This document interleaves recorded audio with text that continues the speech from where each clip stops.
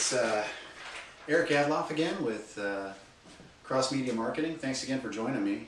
Obviously, if you got through the first video, or you skipped over it hopefully, because videotaping myself is not my forte, but I am going to be trying to record not only the official launching of my business, that experience and how that's going through the process, but participating in OneSpark on a non-official level, being able to just be any part of that experience is very exciting to me. So again, what I'm attempting to do, I was just told on Friday that there was some extra space by some friends of mine that are partners in Burrito Gallery, and that is a official venue for the OneSpark event. There'll be a lot of traffic there.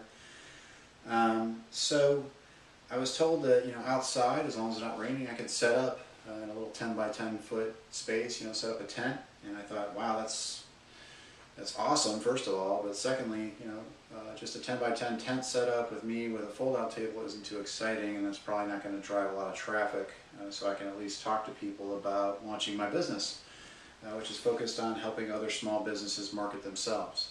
So my thought was to think outside the box a little bit. I also am a startup myself, so I have a lower end budget, and so I took some recycled wood and plywood and some pallets, and I took that wood and I made a 8-foot high easel, and then I'm taking the plywood and generating a 4 by 4 foot QR code, and my plan is to just simply stand next to that, and hopefully that will either drive traffic so I can talk to people, maybe hand them a business card if they're interested, with the same QR codes that'll go to this landing page.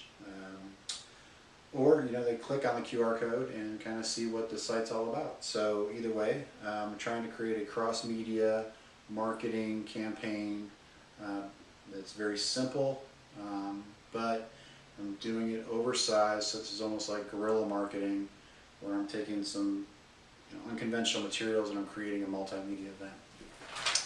So the challenge was for me today to take this little QR code that I generated for my landing page on my website. And these are great, by the way. I think they're way underutilized. Why not put one of these on your postcards, direct mail pieces, flyers, etc. If you hand out just that print collateral without this, you're losing all of the ability to interact and engage your prospects and customers, and more importantly, have an actionable item on a website to drive further conversation or engagement. So what I did today was I basically scanned this little tiny QR code in here that you can see. Let's get that in the right perspective there. There we go. And that's about 2 inches square. And I needed to make that 48 inches square, so I scanned this at a super high res, and I blew it up, and I tiled that, and it's taken up pretty much the majority of my TV room floor here.